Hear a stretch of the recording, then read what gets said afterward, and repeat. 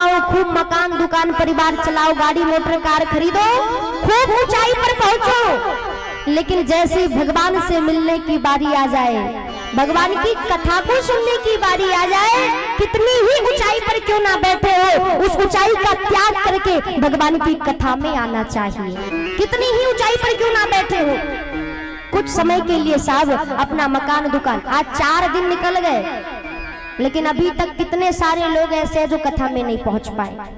हाँ साहब, चलेंगे एक दिन, अभी तो 4था दिन और वैसे भी 9 दिन की कथा है, एक दिन चलेंगे, सुनेंगे एक दिन। ये जो एक दिन वाला अनुष्ठान है ना, ये बहुत खतरनाक है। एक दिन कर करके व्यक्ति न जाने कितने दिन निकाल देता है, जीवन के पूरे दिन निकाल देते एक दिन के चक्कर में, और वो एक दिन कभी आता ही नहीं लोगों का। कितनी ही ऊंचाई पर क्यों ना बैठे हो, लेकिन भगवान की कथा को सुनने के लिए सारी ऊंचाई को छोड़ करके और तुम्हें कथा में आना चाहिए।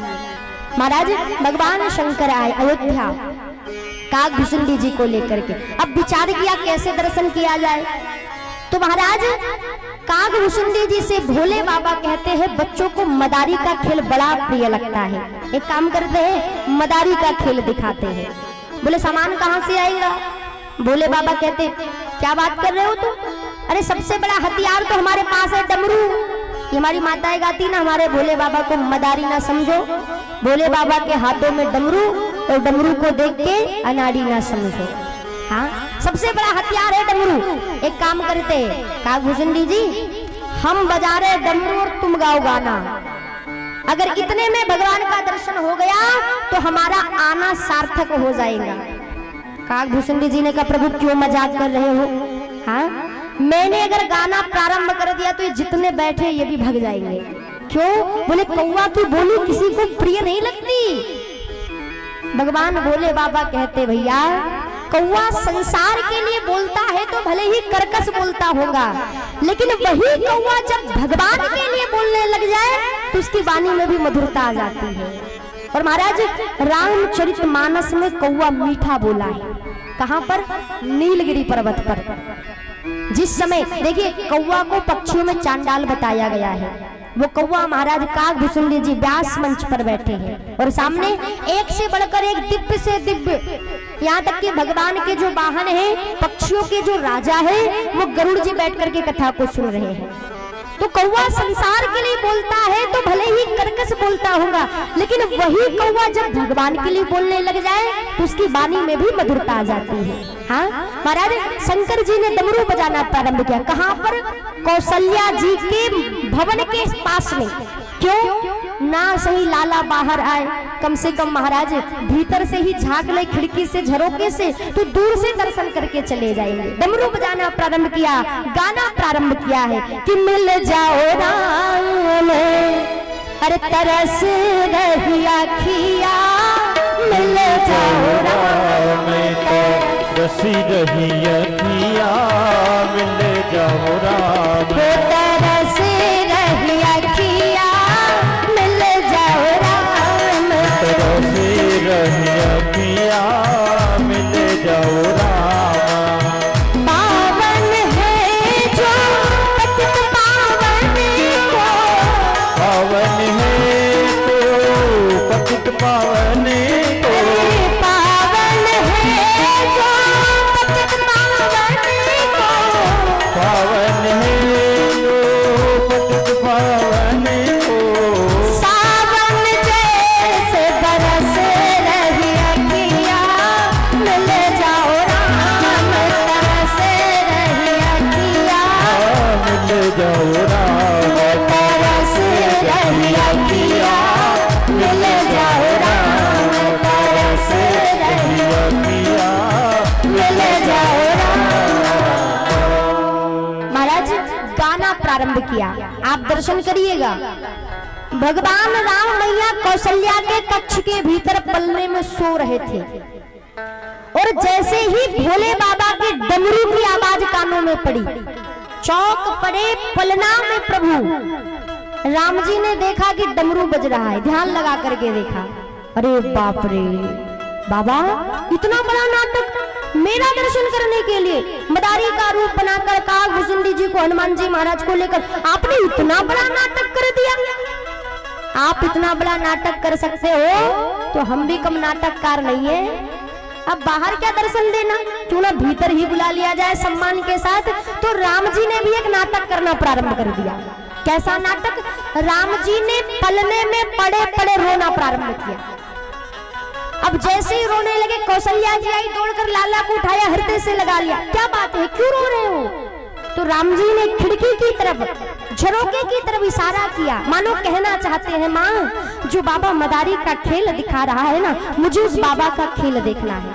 इशारा किया, क्योंकि इशारों से बड़े बड़े काम हो जाते हैं साहब। और हमारे गृहस्थ जीवन में वैसे भी इशारों को बड़ी अच्छी तरीके से समझा जाता है। जैसे मान लो घर पर कोई मेहमान आ जाए और घर पर दूध ना हो या शक्कर ना हो, तो हमारी माताएं क्या करती है? अभी चिल्ला के तो कहेंगी नहीं, सुनो जी घर में शक्कर खत्म हो गई है। क्या करेंगी?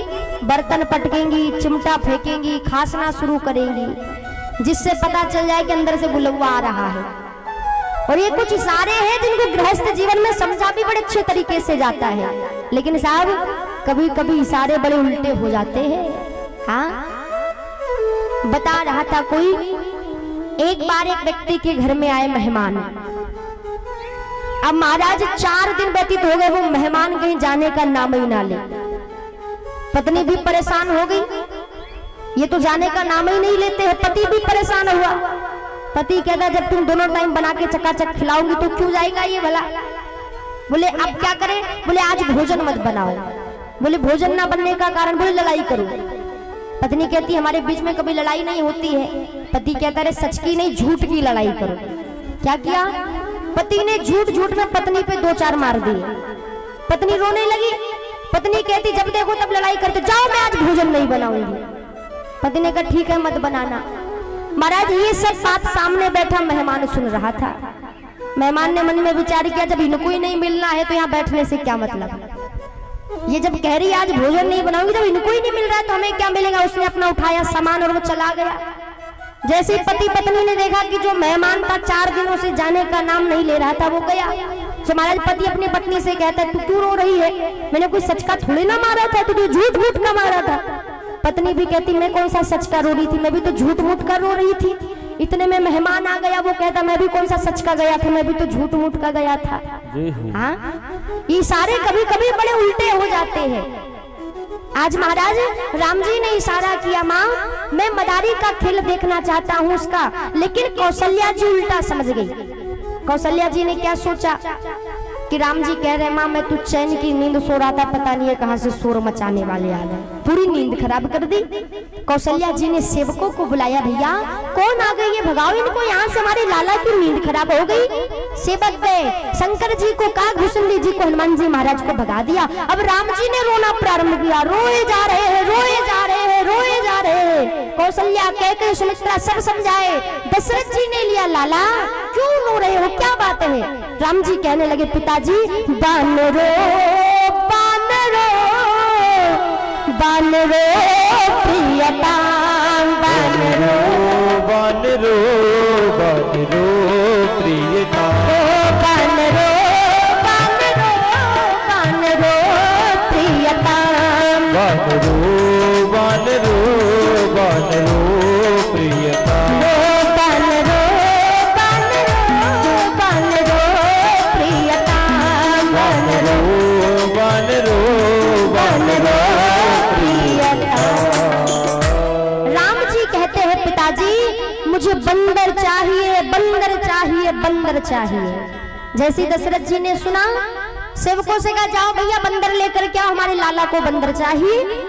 सेवक दौड़ करके गए, महल के बाहर अयोध्या में जितने बंदर पकड़ में आए सारे बंदरों को लाया, पूरा महल बंदरों से भर गया। दशरथ जी कहते, बेटा राम देख तो लाला कौन सा बंदर चाहिए तुझे। राम जी ने जैसे ही बंदरों के बीच में दृष्टि घुमाई तो जो बंदर राम जी को चाहिए था वो तो था ही नहीं। राम जी कहते, पिताजी ये बंदर नहीं चाहिए। बोले फिर? बोले अभी अभी जो बाबा मदारी का खेल दिखा करके गया है ना, मुझे तो वो बंदर चाहिए।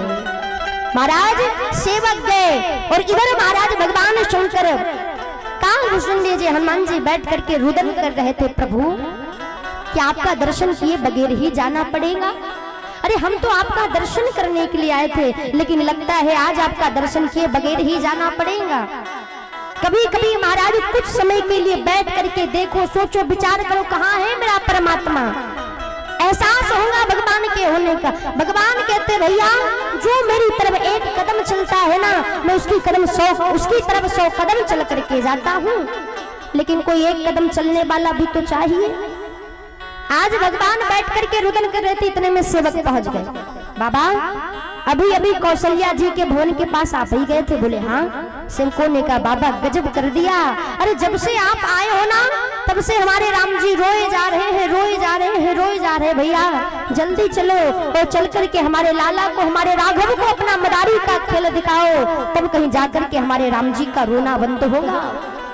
भगवान शंकर आए और महाराज राम जी ने भगवान शंकर को देखा। हनुमान जी महाराज काकभूषुंडी से जब मिले हैं तब जाकर के राम जी का रोना बंद हुआ। और भगवान शंकर ने भगवान राम की सुंदर छवि को हृदय में बसाया और भगवान लौट करके कैलाश पर्वत आ गए। तो भगवान शंकर कहते देवी इस प्रकार से मैंने भगवान का दर्शन किया मदारी का रूप बना करके। संसार में आकर के देखिए शरीर क्यों मिला है हमें। वो कहते हैं ना, वो नाव तट से बंधी लहरों की मनमानी ना हो, नाव तट से बंधी लहरों की मनमानी ना हो, और नाव को उस पार जाने में कोई परेशानी ना हो। देख माझी याद रखना कोई नादानी ना हो, नाव तो पानी में हो पर नाव में पानी ना हो। ये जीवन संसार में चलता रहे बहुत अच्छी बात है। संसार में रहना गलत नहीं है, पैसा कमाना गलत नहीं है, क्योंकि शरीर को चलाने के लिए, जीवन यापन करने के लिए यहाँ पर धन का होना बहुत जरूरी है। संत जन कहते संसार में रहना गलत नहीं है, धन कमाना भी गलत नहीं है। बोले फिर बोले संसार को सच मान करके रहना गलत है। सच कैसा? बोले जैसे सबको पता है कि एक ना एक दिन सबकी मृत्यु आनी है, सबको जाना पड़ेगा। बच्चे का जन्म हुआ है तो इसकी कोई गारंटी नहीं है कि वो पढ़ेगा कि नहीं पढ़ेगा, कोई गारंटी नहीं। जन्म हुआ है तो इसका विवाह होगा कि नहीं होगा, इसकी भी कोई गारंटी नहीं है। जन्म हुआ है तो ये नाम कमाएगा, पैसा कमाएगा, धन बल बढ़ाएगा नहीं बढ़ाएगा, इसकी भी कोई गारंटी नहीं है। लेकिन साहब जो भी संसार में आया है, जिसका जन्म हुआ है, उसको एक ना एक दिन मरना पड़ेगा, इसकी 100% गारंटी है। जो भी आया है संसार में आज तक केवल एक ही व्यक्ति ऐसा हुआ जो दावे के साथ कह सकता था कि मुझे अभी कोई मार नहीं सकता। कौन? परीक्षित जी महाराज। 7 दिनों तक काल भी मुझे अपने गाल का ग्रास नहीं बना सकता और 7वें दिन मुझे कोई बचा नहीं सकता। लेकिन उनके पास 7 दिन का समय तो था, उनको ये गारंटी तो थी कि 7 दिन मुझे कोई मार नहीं सकता। लेकिन हमारे पास 7 दिन तो छोड़ो भैया, 7 घंटे 7 मिनट और 7 सेकंड की भी गारंटी नहीं है। अरे पलक झपकी फिर कृपा समझो उसकी कि दोबारा खुल गई। जिस दिन वो चाहेगा ना, पता चला उसी समय श्वास खत्म। जीवन का कोई भरोसा नहीं। क्या भरोसा है इस जिंदगी का, साथ देती नहीं है किसी का। मानव का जीवन क्षणभंगुर बताया गया है। एक पानी में उठने वाला बुलबुला, पानी में बुलबुला उठा समाप्त, केवल इतना ही है शरीर कि क्षणभंगुर जीवन, अरे क्षणभंगुर जीवन की कलिया कल प्रातः को जान खिली ना खिली।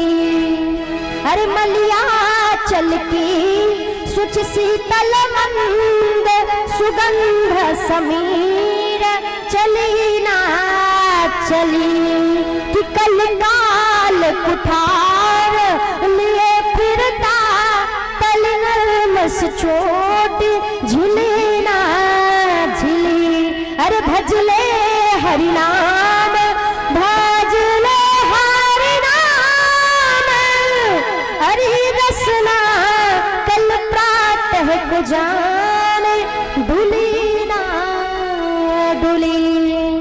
जीवन का कोई भरोसा नहीं है साहब, कब श्वास चलते चलते रुक जाए, कौन दिन हमारी जिंदगी का आखिरी दिन आ जाए, इसका किसी को पता नहीं है। शरीर की सार्थकता इसी में है कि हम भगवान के नाम से जुड़ जाए, भगवान की भक्ति से जुड़ जाए, भगवान के भजन से जुड़ जाए, वैसे मतलब नहीं निकलता इस जीवन का। देखिए जन्म क्यों हुआ है हमारा? कुछ नए कर्म करने के लिए और कुछ पुराने भोगों को भोगने के लिए, लेकिन आज उल्टा हो रहा है। जन्म हुआ है नए कर्म करने के लिए, अच्छे कर्म करने के लिए और भोगों को भोगने के लिए, लेकिन आज हम भोगों को नहीं बल्कि भोग हमें भोग रहे हैं। कैसे? डायबिटीज है लेकिन सामने से रसगुल्ला आते ही मुंह में पानी आने लग जाता है। यह है भोगों का भोगना। देखिए भोजन करना है शरीर को चलाने के लिए, शरीर को स्वस्थ रखने के लिए, लेकिन क्या आज हम भोजन शरीर को चलाने के लिए करते हैं? नहीं साहब, आज हम शरीर को चलाने के लिए भोजन नहीं करते, बल्कि आज भोजन करते हैं हम जीभ के स्वाद के अनुसार। जो हमारी जीभ को अच्छा लगता है वही हम खाते हैं, भले फिर उससे शरीर का नुकसान हो, उससे हमें कोई लेना देना। ये है भोगों का भोगना। लेकिन संत जन कहते हैं, शास्त्र कहता है, संसार में आकर के शरीर की सार्थकता इसी में है कि तुम भगवान के नाम से जुड़ जाओ, भगवान की भक्ति से जुड़ जाओ, भगवान के भजन से जुड़ जाओ, वैसे मतलब नहीं निकलता इस जीवन का। संसार में आकर के महाराज परमात्मा का चिंतन करना यही सबसे बड़ा कार्य है, चिंतन करने का। देखिए चिंता और चिता दोनों में एक बिंदी या आधे ना का अंतर है, लेकिन फर्क देखो कितना बड़ा है। चिता में व्यक्ति को मर जाने पर जलाया जाता है, लेकिन चिंता में व्यक्ति जीते जी जल जाता है। इसलिए संसार में आए हो तो हमारा काम चिंता करने का नहीं, हमारा काम तो खाली चिंतन करने का है। और संतों ने भी लिखा है कि चिंता करे बलाय हमारी, अरे चिंता करे बलाय हमारी, अरे इस माया जंजाल की बलिहारी बलिहारी बोलो दशरथ नंदन लाल की। बलिहारी बलिहारी बोलो दशरथ नंदन लाल की। अरे बलिहारी बलिहारी बोलो दशरथ नंदन लाल की। बलिहारी बलिहारी बोलो दशरथ नंदन लाल की। चिंता करे बलाय हमारी, चिंता करे बलाय हमारे, चिंता करे बलाय हमारी, चिंता करे बलाय हमारे, इस माया जंजाल की। बलिहारी बलिहारी बलिहारी नंदलाल की। बलिहारी बलिहारी बोलो दशरथ नंदन लाल की।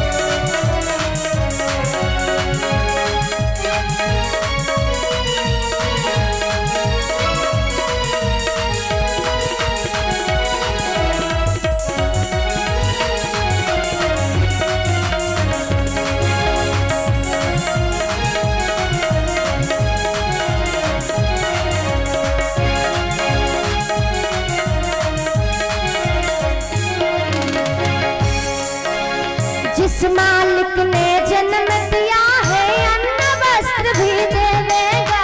जिस मालिक ने जन्म दिया है अन्न वस्त्र भी देगा। अरे जिस मालिक ने जन्म दिया है अन्न वस्त्र भी देगा। जिस मालिक ने जन्म दिया है अन्न वस्त्र भी देगा। सर ढकने को छत देवेगा, खबर हमारी लेवेगा। सर ढकने को छत देवेगा, खबर हमारी लेवेगा। सर ढकने को छत देवेगा, खबर हमारी लेवेगा। सर ढकने को छत देवेगा, खबर हमारी लेवेगा। भजन करो निर्भय हो चिंता, भजन करो निर्भय हो चिंता। भजन करो निर्भय हो चिंता। भजन करो निर्भय हो चिंता। छोड़ो रोटी दाल की। बलिहारी बलिहारी बोलो बलिहारी। बलिहारी बलिहारी बोलो दशरथ नंदन लाल की। अरे बलिहारी बलिहारी बोलो दशरथ नंदन लाल की। बलिहारी बलिहारी बोलो दशरथ नंदन लाल की।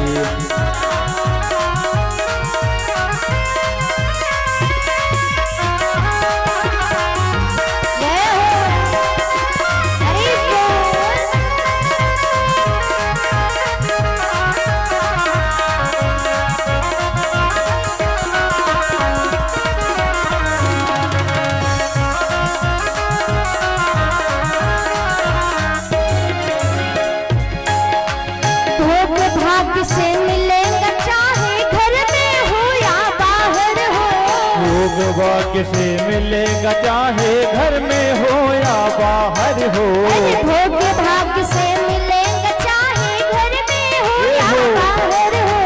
होगा भाग्य से मिलेगा चाहे घर में हो या बाहर हो।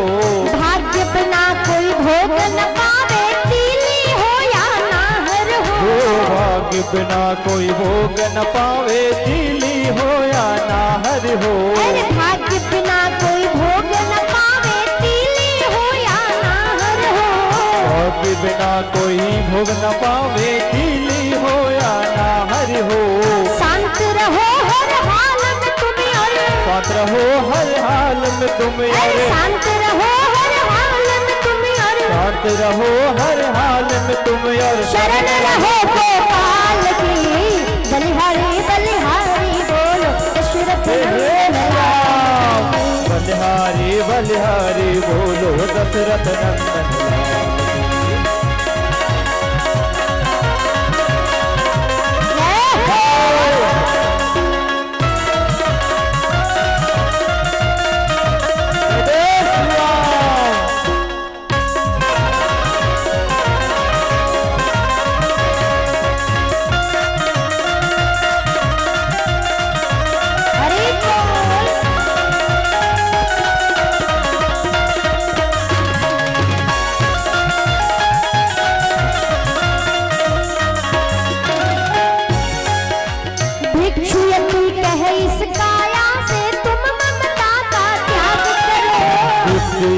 कहे इस काया से तुम ममता का त्याग करो। अरे भिक्षु यदि कहे इस काया से तुम ममता का त्याग करो।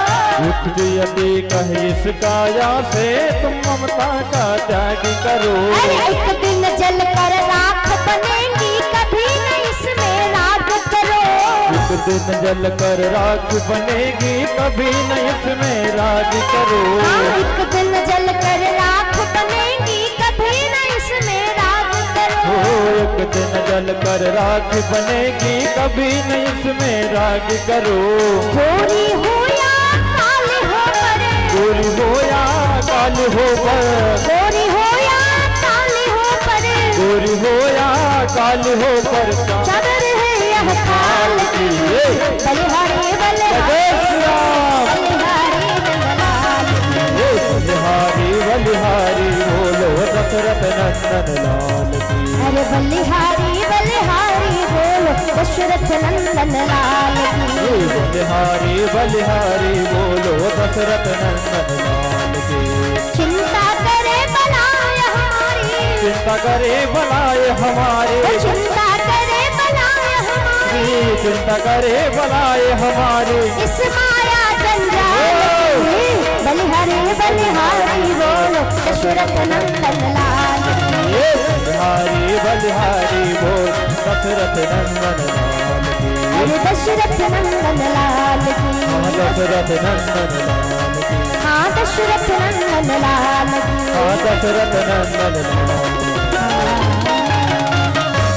अरे बलिहारी बलिहारी बोलो दशरथ नंदन लाल की। जिस मालिक ने जन्म दिया है अन्न वस्त्र भी देवेगा। अरे सर ढकने को छत देवेगा खबर हमारी लेवेगा। अरे भजन करो निर्भय हो चिंता कि भजन करो निर्भय हो चिंता। छोड़ो रोटी दाल की। बलिहारी बलिहारी बोलो दशरथ नंदन लाल की। भिक्षु यति कहे इस काया से तुम ममता का त्याग करो। अरे भिक्षु यति कहे इस काया से तुम ममता का त्याग करो कि एक दिन जल कर राख बनेगी कभी न इसमें राग करो। अरे गोरी हो या काली हो पड़े कि गोरी हो या काली हो पर चादर है यह खाल की। बलिहारी बलिहारी बोलो दशरथ नंदन लाल की। कि भोग भाग्य से मिलेगा चाहे घर में हो या बाहर हो, भाग्य बिना कोई भोग न पावे, तीली हो या नाहर हो। कि होगा भाग्य से मिलेगा चाहे घर में हो या बाहर हो, भाग्य बिना कोई भोग न पावे, तीली हो या नाहर हो। अरे शांत रहो हर हाल में तुम, अरे शांत रहो हर हाल में तुम, शरण रहो नंदलाल की। बलिहारी बलिहारी बोलो दशरथ नंदन लाल की। कि चिंता करे बनाया हमारी, वो चिंता करे बनाया हमारी, इस माया जंजाल की। बलिहारी बलिहारी बोलो दशरथ नंदन लाल की। बोलिए राघवेंद्र सरकार की जय हो। महाराज संसार में आकर के वो एक बड़ी अच्छी शब्द है, वो कहते हैं कि बस का ड्राइवर, बस का ड्राइवर, ट्रेन का ड्राइवर, ये कौन है हमें पता नहीं रहता। बस का ड्राइवर, ट्रेन का ड्राइवर कौन है ये हमें पता नहीं रहता है, फिर भी हम सफर करते हैं बिना किसी चिंता के। अरे भाई, जब तुम बस में बिना चिंता के सफर कर सकते हो, बिना ड्राइवर को जाने, तो इस जिंदगी को चलाने वाला ड्राइवर तो परमपिता परमात्मा है, फिर चिंता किस बात की। हाँ, संसार में आए हो तो हमारा काम चिंता करने का नहीं, हमारा काम तो खाली परमात्मा का चिंतन करने का है, चिंतन करने का, भगवान का नाम लेने का। प्रभु नाम में क्या बंदिश, दिन रात लीजिए, ताली बजा बजा के हरि नाम लीजिए, प्रभु नाम में क्या बंदिश, दिन रात लीजिए। जो साथ जाएगा वो है भगवान का भजन, भगवान का नाम। और कलयुग के प्राणियों के उद्धार के लिए नाम का बहुत सरल साधन है। जिस प्रकार से अन्य युगों में बहुत कुछ साधना करने पर भगवान मिलते थे, सतयुग त्रेता द्वापर पूजा मख और जोग, और जो गति हो ये सुकली हरि नाम ते पावही लोग। कलयुग में केवल नाम का आश्रय लेकर व्यक्ति अथाह भवसागर से पार हो सकता है। और महाराज, जब भक्ति का निरूपण किया गया, जैसे रामचरितमानस में 9 प्रकार की भक्ति है। प्रथम भगति संतन कर संगा, दूसरी रति मम कथा प्रसंगा। जिस प्रकार से भगवान ने मैया सबरी को 9 भक्ति सुनाई, ऐसे ही भागवत जी में शिव महापुराण में 9 प्रकार की भक्ति है। श्रवणम कीर्तनम विष्णु स्मरणम पाद सेवनम अर्चनम वंदनम दास्यम शक्यात्म निवेदनम। जिसमें सबसे पहली भक्ति है श्रवणम, सुनना। देखिए, अभी आप लोग बैठ के जो कर रहे हो ना, ये सबसे पहली भक्ति है, सुनना। और व्यक्ति 3 प्रकार से सुनता है, 3 प्रकार से सुनता है व्यक्ति। श्रेष्ठ प्रकार का सुनना होता है, कथा को कानों से सुनो और कथा को जीवन में उतारो, यह है श्रेष्ठ प्रकार का सुनना। मध्यम प्रकार का सुनना कैसे कहा, कथा को कानों से सुनो, हृदय में रखो और समय आने पर इस कथा को जीवन में उतार लो, यह है मध्यम प्रकार का सुनना। और निम्न प्रकार का सुनना कैसे, जो आजकल बहुत चला है, फैशन में है साहब। आजकल लोग ऐसी कथा सुनते हैं और ऐसी कथा सुनना पसंद करते हैं। कैसे, एक कान से सुनी और दूसरे कान से निकाल दी, इससे सुनी इससे निकाली, इससे सुनी इससे निकाली।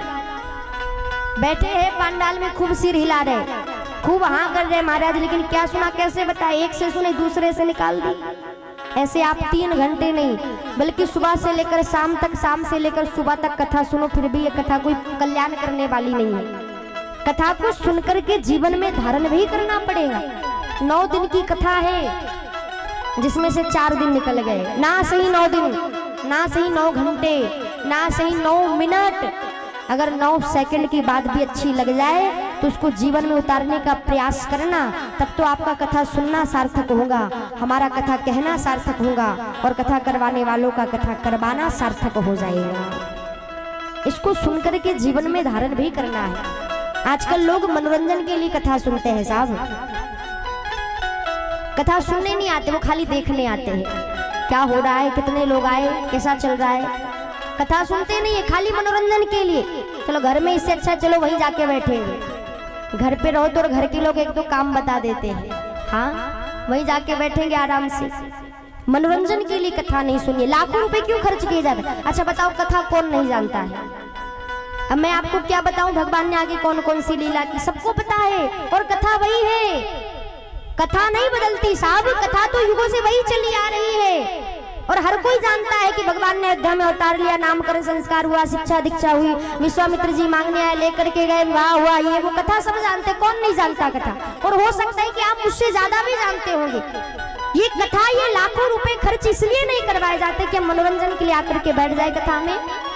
अगर इस कथा के माध्यम से अगर एक व्यक्ति के जीवन में भी परिवर्तन हो जाए, एक व्यक्ति भी गलत मार्ग को छोड़कर सही मार्ग पर आ जाए, तो महाराज ये कथा करवाना सार्थक हो जाएगा। केवल मनोरंजन के लिए नहीं, इस कथा को जीवन में धारण भी करना है।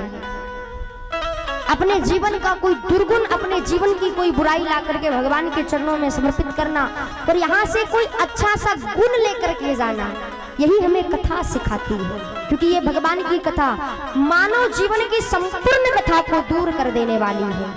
बाबा ने 7 कांडों की रचना की है। बालकांड, अयोध्या कांड, अरण्य, किष्किंधा, सुंदर, लंका, उत्तर कांड में व्यक्ति के जीवन का ऐसा कोई प्रश्न नहीं जिसका उत्तर ना लिखा हो। महाराज जब आप मन लगा करके उत्तर कांड पढ़ोगे तो जीवन के हर एक प्रश्न का उत्तर कांड में मिलेगा। लेकिन इसको कभी कभी खोल करके देखो, पढ़ो, सुनो, समझने का प्रयास करो, क्योंकि ये कोई साधारण पुस्तक नहीं है। 4 वेद, 6 शास्त्र, इन सबका सार लिखा है रामायण में। 4 वेद, 6 शास्त्र, सबका सार लिखा है रामायण में। इसलिए महाराज इसको पढ़ो, सुनो, देखो, समझने का प्रयास करो। भूत भावन भगवान शंकर, मैया भवानी पार्वती जी को कथा सुना रहे हैं। देवी, तुम्हारा निर्गुण निराकार परब्रह्म परमात्मा कैसे भक्तों का कल्याण करने के लिए, सो केवल भक्तन हित लागी, परम कृपालु कृणत अनुरागी। भगवान केवल अपने भक्तों का कल्याण करने के लिए सगुण साकार बन करके आता है, केवल भक्तों का कल्याण करने के लिए। वैसे तो भगवान के अवतार के बहुत कारण हैं, लेकिन प्रमुख जो कारण है वो है उनके भक्त। और यही भक्ति के लिए महाराज मनुष्य शत्रुपा ने जो भगवान की भक्ति की, उसी के कारण आज भगवान अयोध्या में चतुर्भुजी रूप में प्रकट हो गए। मैया कौशल्या जी के यहाँ पर बढ़िया आनंद हुआ है, सभी लोग बधाई देने के लिए आए हैं, नामकरण संस्कार हुआ।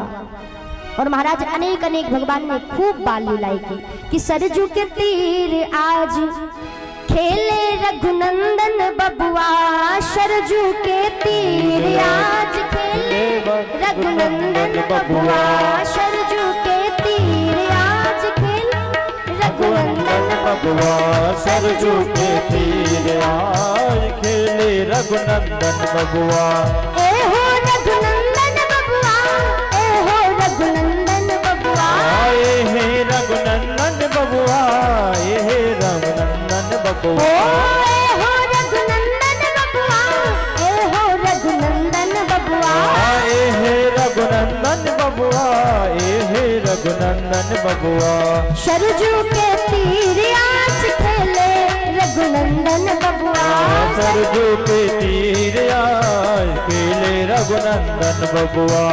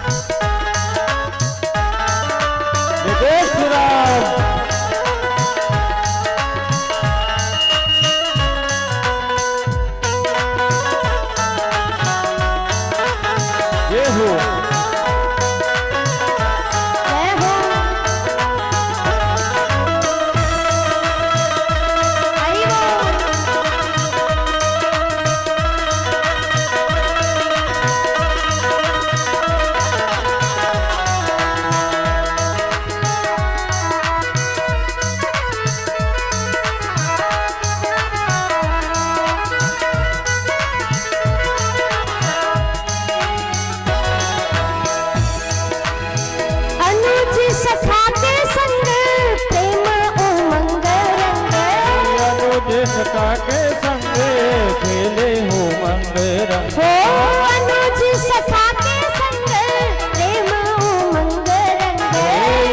जे सका के संग खेले वो मंग रंग कर ले तरंगे संग खेले रघुनंदन बबुआ करेले संग खेले रघुनंदन बबुआ ओ सरजू के तीर आज खेले रघुनंदन बबुआ सरजू के तीर आज खेले रघुनंदन बबुआ है हो रघुनंदन बबुआ है हो रघुनंदन बबुआ ए हे रघुनंदन बबुआ ए हे रघुनंदन बबुआ ए हो रघुनंदन बबुआ ए हो रघुनंदन बबुआ ए हे रघुनंदन बबुआ ए हे रघुनंदन बबुआ सरजू के तीर आज खेले रघुनंदन बबुआ सरजू के तीर आज खेले रघुनंदन बबुआ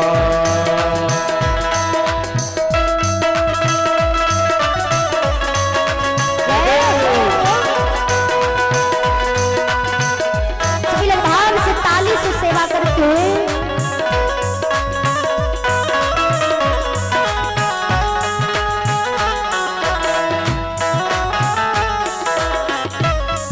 ये हो क्या बात है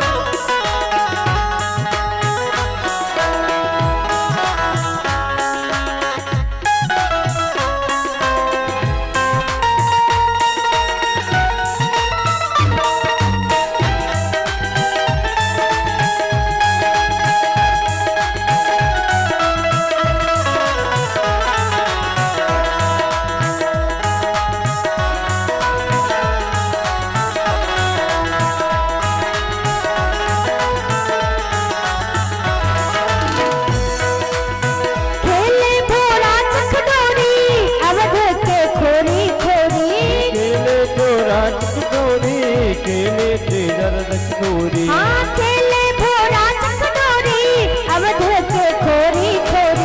खेले तो राज की खोरी अवध की खोरी खोरी गिरधर के चित चोर खेले रघुनंदन बबुआ गिरधर के चित चोर खेले रघुनंदन बबुआ सरजू के तीर आज खेले रघुनंदन बबुआ सरजू के तीर आज खेले रघुनंदन बबुआ ए हो रघुनंदन बबुआ ए हो रघुनंदन बबुआ ए हे रघुनंदन बबुआ ए हे रघुनंदन बबुआ ए हो रघुनंदन बबुआ ए हो रघुनंदन बबुआ ए हे रघुनंदन बबुआ ए हो रघुनंदन बबुआ सरजू के तीर आज खेले रघुनंदन बबुआ सरजू के तीर आज खेले रघुनंदन बबुआ सरजू के तीर आज खेले रघुनंदन बबुआ सरजू के तीर आज खेले